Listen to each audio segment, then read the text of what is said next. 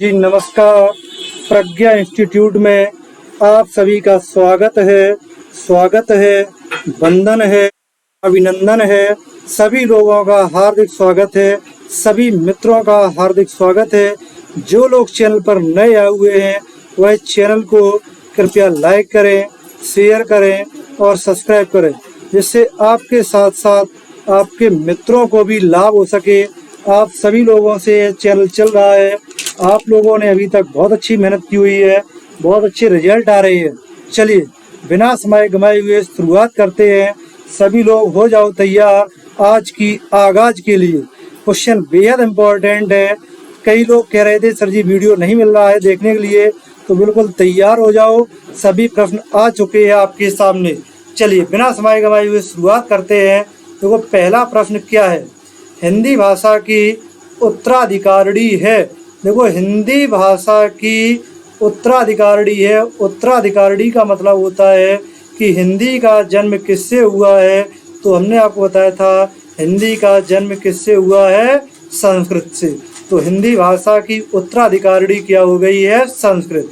ब्रज भाषा हिंदी के अंतर्गत ही एक बोली है। ब्रज भाषा क्या है, हिंदी के अंतर्गत आने वाली एक बोली।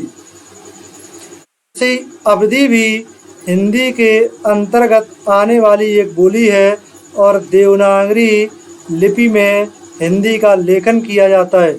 चलिए संसार की प्रमुख भाषाओं में हिंदी का स्थान कौन सा है। देखो संसार की अगर प्रमुख भाषाओं की बात की जाएगी तो हिंदी का स्थान संसार की प्रमुख भाषाओं में तीसरा स्थान है। चलिए आगे चलते हैं। भाषा लिखने के लिए प्रयुक्त चिन्हों को के व्यवस्थित समूह को क्या कहा जाता है। देखो प्रयुक्त चिन्ह होते हैं भाषा लिखने के लिए। हमने कई बार बोला है कि जब भाषा बोलते हैं तो बोली हो जाती है और जब उसे लिखा जाता है तो लिपि हो जाती है। क्या हो जाती है, लिपि। तो भाषा के लिए जिन चिन्हों का प्रयोग किया जाता है उन्हें क्या कहा जाता है, लिपि कहा जाता है। चलिए प्रश्न सभी इंपॉर्टेंट है, एक एक करके देखते रहें आप लोग। ब्राह्मी से किस लिपि का उद्भव हुआ है। देखो ब्राह्मी लिपि की आदिजननी कौन सी है, देवनागरी लिपि। और ब्राह्मी लिपि से ही हालांकि गुरमुखी लिपि का भी जन्म हुआ है। और क्वेश्चन और घुमा के पूछा जाता है कि संसार की अधिकांश लिपियों का जन्म किससे हुआ है। देखो लिख ही दे रहे हैं हम। भारत की अधिकांश लिपियों का जन्म, भारत की अधिकांश लिपियों का जन्म या अधिकांश लिपियों की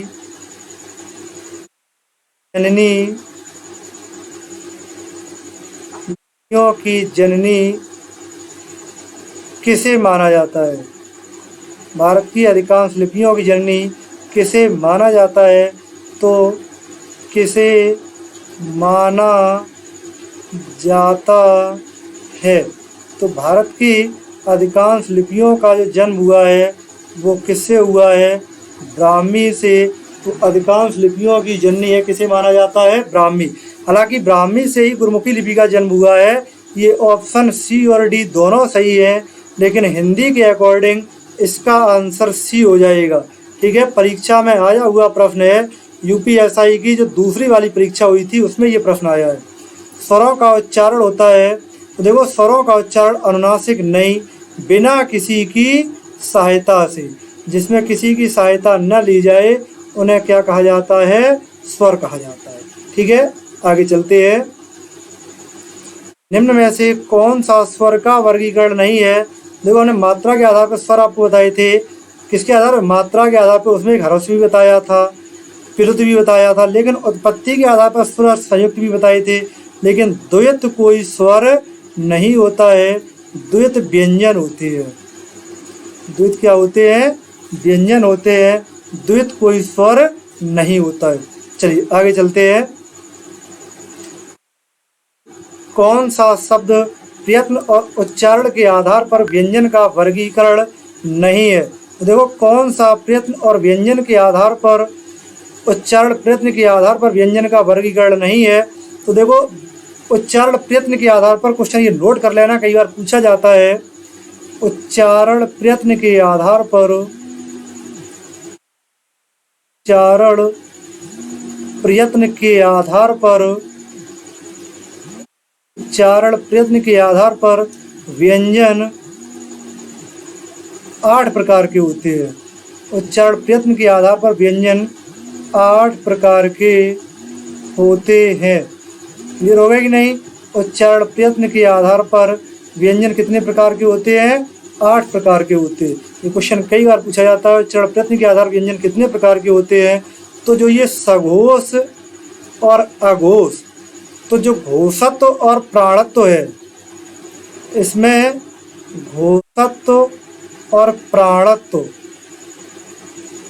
वर्गीकरण, घोषत्व और प्राणत्व का वर्गीकरण नहीं होता है। घोषत्व और प्राणत्व का वर्गीकरण नहीं होता है। शेष 8 प्रकार के ही होते हैं। ठीक है, तो घोषत्व के आधार पर चाहे सघोष हो, चाहे अघोष, चाहे अल्पप्राण हो, चाहे महाप्राण, ये उच्चारण प्रयत्न के आधार पर इनका वर्गीकरण नहीं होता है। आगे चलते हैं। जिन स्वरों के उच्चारण में 2 मात्रा का समय लगता है या ह्रस्व से दोगुना समय लगता है। चलिए देखो, जब ह्रस्व से दोगुना समय लगता है तो उसे क्या कहा जाता है? गुरु स्वर। उसे क्या कहा जाता है? गुरु स्वर। ये मूल स्वर होते हैं, उत्पत्ति के आधार पर होते हैं। प्लुत स्वर होते हैं, ये मात्रा के आधार पर होते हैं। ठीक है, चलिए आगे चलते हैं। प्रश्न देखते रहो, सभी प्रश्न बेहद इंपॉर्टेंट है, सभी किसी न किसी परीक्षा के आए हुए प्रश्न है। चलिए, जिस ध्वनि व्यंजन के उच्चारण के समय स्वर तंत्री में कंपन होता है, जब स्वर तंत्री में कंपन होता है तो उसे ऐसा वर्ण, स्वर यांत्रिक वर्ण क्या होता है? हा। स्वर यांत्रिक वर्ण क्या होता है? हा। और हा का ही दूसरा नाम क्या होता है? काकल्य वर्ण।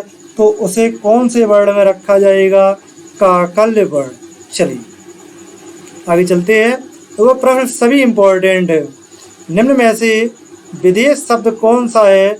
यहाँ विदेश शब्द नहीं, सॉरी, विदेशज शब्द लिखा है। देखो, उष्ट्र, ये कैसा शब्द है? तत्सम।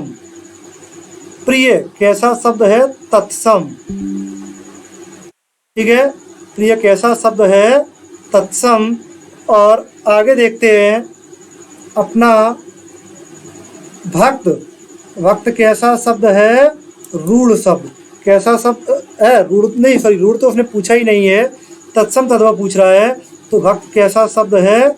तत्सम शब्द। भक्ति कैसा हो गया? तत्सम। तो अमीर शब्द कैसा हो गया? विदेशज। और ये अरबी भाषा का शब्द है। अरबी भाषा के शब्द समझ लीजिए। अमीर, गरीब, आदमी, औरत, किताब, वकील। ठीक है, लिख ही दे रहे हैं अरबी भाषा के शब्द। अरबी भाषा के शब्द जैसे आदमी, औरत, अमीर, गरीब,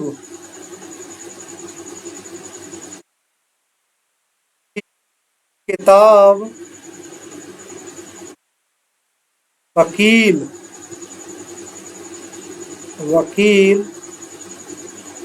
तहसील, ये किस भाषा के शब्द हैं? तो अरबी भाषा के। आगे चलते हैं। पूछा उसने, निम्न में से रूढ़ शब्द कौन सा है? रूढ़ शब्द ऐसे होते हैं जिन शब्दों के खंड न हो उन शब्दों को रूढ़ शब्द कहा जाता है। तो जो नाक शब्द है ये रूढ़ शब्द है। और रचना के आधार पर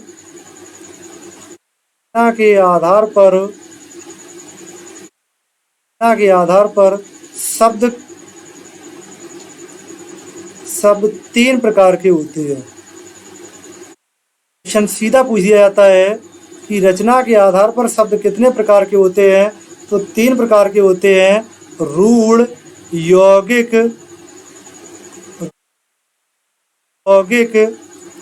और योग रूढ़। ठीक है, ऐसे शब्द जिनके कोई खंड नहीं होते हैं उन्हें रूढ़ शब्द कहा जाता है। 2 रूढ़ शब्दों के सहयोग से बनते हैं उन्हें यौगिक शब्द कहा जाता है। तो देखो यार, जैसे दूध वाला और घुड़सवार ये दोनों ही यौगिक शब्द हैं। और लंबोदर, लंबोदर अर्थात गणेश जी किसी अन्य के लिए प्रयोग किया जा रहा है तो यहाँ बहुब्रीहि समास हो जाएगा। और हमने हिंट के लिए बताए थे बहुब्रीहि समास के सभी उदाहरण योग रूढ़ के अंतर्गत आती है। चलिए निम्न में से विदेशी शब्द पहचानिए। तो देखो अलमारी ये पुर्तगाली भाषा का शब्द है। चबूतरा ये देशी शब्द है।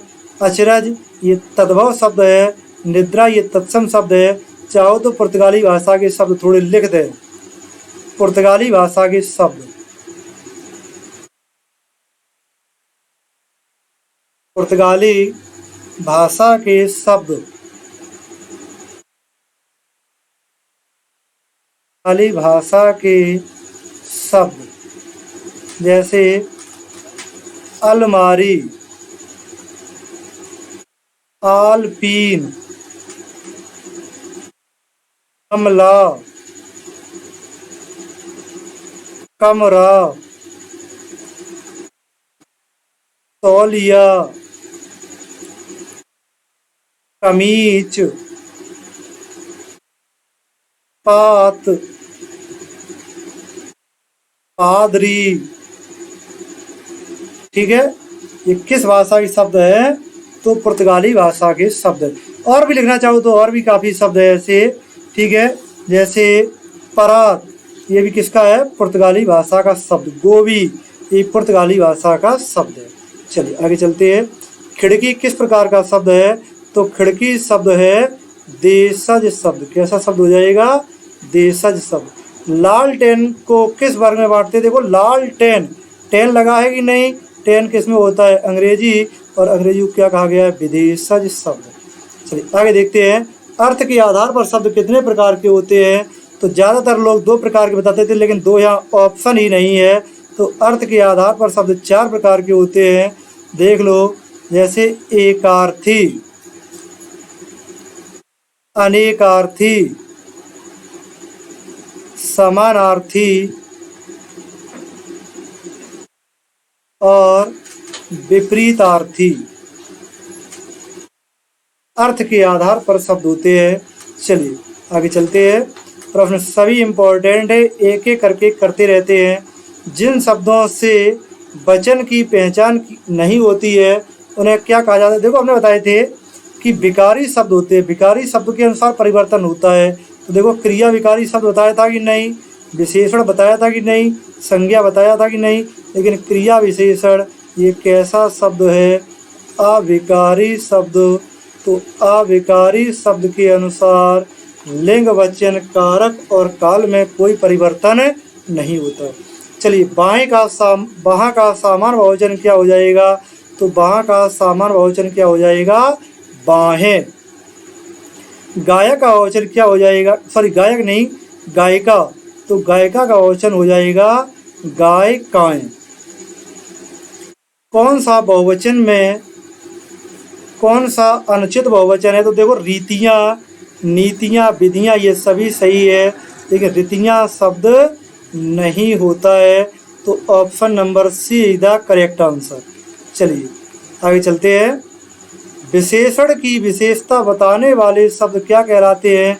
50 बार बता चुके कि जो शब्द संज्ञा सर्वनाम की विशेषता बताते हैं उन्हें विशेषण कहते हैं, और जो शब्द विशेषण की विशेषता बताते हैं उन्हें प्रविशेषण कहा जाता है। क्या कहा जाता है? प्रविशेषण कहा जाता है। तो जो शब्द विशेषण की विशेषता बताते हैं उन्हें क्या कहा जाता है? प्रविशेषण। क्रिया विशेषण, जो शब्द क्रिया की विशेषता बताते हैं उन्हें क्रिया विशेषण कहा जाता है। उद्देश्य विशेषण, जब कोई अगर विशेषण पहले आ जाता है तो वह उद्देश्य विशेषण होता है, और अगर विशेषण बाद में आता है तो वहाँ विधेय विशेषण होता है। चंद रुपये बचाने के चक्कर में कई लोगों को शर्मसार होना पड़ा। देखो चंद रुपये, चंद रुपये का मतलब थोड़े रुपए। थोड़े रुपए क्या गिन सकते हो? मतलब गिन तो सकते हो, क्या गिने गए हैं? नहीं। तो ये कैसे हो जाएंगे? अनिश्चित संख्यावाचक। क्लियर हो गए कि नहीं? चलिए आगे चलते हैं। भारत की सबसे चौड़ी नदी ब्रह्मपुत्र तथा सबसे लंबी नदी गंगा है, मैं सबसे क्या है। देखो यहाँ चौड़ी के पहले सबसे है कि नहीं, यहाँ देखो लंबी के पहले सबसे है कि नहीं। तो जब कोई शब्द विशेषण के पहले आते हैं तो उन्हें क्या कहा जाता है, प्रविशेषण। यहाँ सबसे क्या हो जाएगा, प्रविशेषण। चलिए चौथा व्यक्ति ज़्यादा होशियार है, चौथा क्या है। देखो चौथा आप गिन सकते हो कि नहीं, तो गिन जाएगा तो क्या हो जाएगा, संख्यावाचक विशेषण। और संख्या में भी अगर पूछा जाए तो हो जाएगा निश्चित संख्या, क्योंकि गिन सकते हो तो क्या हो जाएगा, निश्चित संख्या वाचक। और अगर निश्चित संख्या वाचक में भी पूछा जाए तो देखो तीसरा तीसरा चौथा है, तो ये कैसे हो जाएंगे, क्रमवाचक। ठीक है, चलिए आगे चलते हैं। भाववाच्य वाले वाक्य को पहचानिए। देखो हमसे बच्चे से चला नहीं जाता, बच्चे से चला नहीं जाता, option number see the correct answer. कुछ लोग इसका आंसर बी भी बता रहे होंगे, लेकिन थोड़ा देख लें कि बी में यहाँ पढ़ना क्रिया है और पढ़ना क्रिया सकर्मक होती है, और यहाँ चलना क्रिया है और चलना क्रिया अकर्मक होती है।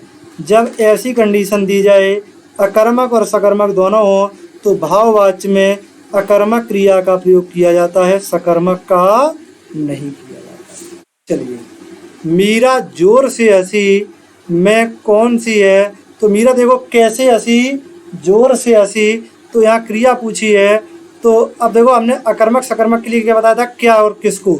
मीरा किसको हंसी नहीं पता, मीरा क्या हंसी नहीं पता, तो क्रिया कैसी हो जाएगी, अकर्मक क्रिया।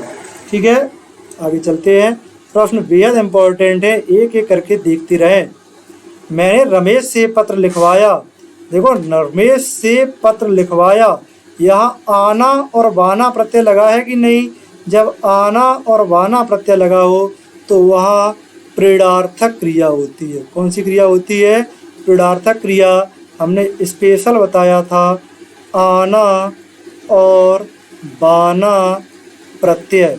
अब किसी को यहाँ बाना न दिखाई दे तो बाना की जगह क्या लिखा है, बाया, तो ये बाना प्रत्यय से ही बना है। कौन सी हो जाएगी क्रिया, प्रेरणार्थक क्रिया।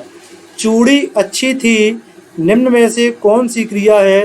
तो ये क्रिया हमने बताई नहीं है, लेकिन यहाँ सीधी विशेषण से क्रिया जुड़ी हुई है। जब कोई क्रिया सीधी जुड़ जाती है तो ऐसी क्रियाओं को योजक क्रिया कहा जाता है।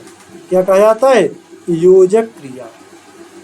चलो मेरी जेब में 10 रुपये हैं। देखो मेरी जेब में 10 रुपये हैं, या अपूर्ण वर्तमान काल है नहीं, संभावना है नहीं, संदेह है नहीं, तो कौन सा हो जाएगा, पूर्ण वर्तमान काल। क्लियर हो गए कि नहीं, क्योंकि अपूर्ण होता तो रही रहे होते, संदिग्ध और संभाव है नहीं, क्योंकि 10 रुपये बिल्कुल फिक्स हैं, तो बात कैसा हो जाएगा, पूर्ण वर्तमान काल। बच्चा गया, देखो बच्चा गया या जाना क्रिया है, तो कैसी हो जाएगी, हमने बताया था आ ई ए लगे हों तो वहाँ सामान्य भविष्यकाल, वो सॉरी सामान्य भूतकाल। आगे चलते हैं। अगरबत्ती की सुगंध से थकावट दूर हो गई। देखो यहाँ पूर्ण भूतकाल, चलो अपूर्ण भूतकाल, सामान्य भूतकाल और पूर्ण वर्तमान काल। देखो यहाँ दूर हो गई, तो जब दूर हो गई ई है कि नहीं, कौन सा हो जाएगा, सामान्य भूतकाल। पहचान केवल वही याद रखो। कल परीक्षा,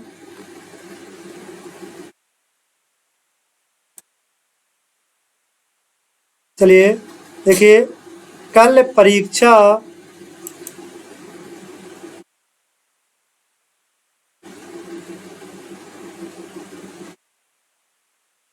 कल शायद परीक्षा परिणाम घोषित हो जाए।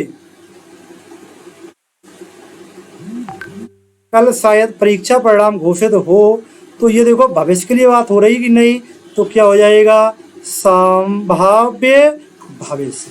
ठीक है। उस डाली पर एक तोता बैठा है। देखो बैठा है यहाँ, अब आ ई ए के साथ क्या लगा है, वो आ ई ए के साथ है लगा है। तो हमने बताया था जब कहीं आ ई ए के साथ है लगा हो और आसन्न भूतकाल ऑप्शन न दिया जाए तब वहाँ क्या हो जाएगा, पूर्ण वर्तमान काल। क्या हो जाएगा, पूर्ण वर्तमान काल। तो आज के लिए इतना ही, इतिश्री। ठीक है, जो लोग चैनल पर नए आए हुए हैं कृपया वह चैनल को लाइक करें, शेयर करें और सब्सक्राइब करें, जिससे आपके साथ साथ आपके मित्रों को भी फायदा हो।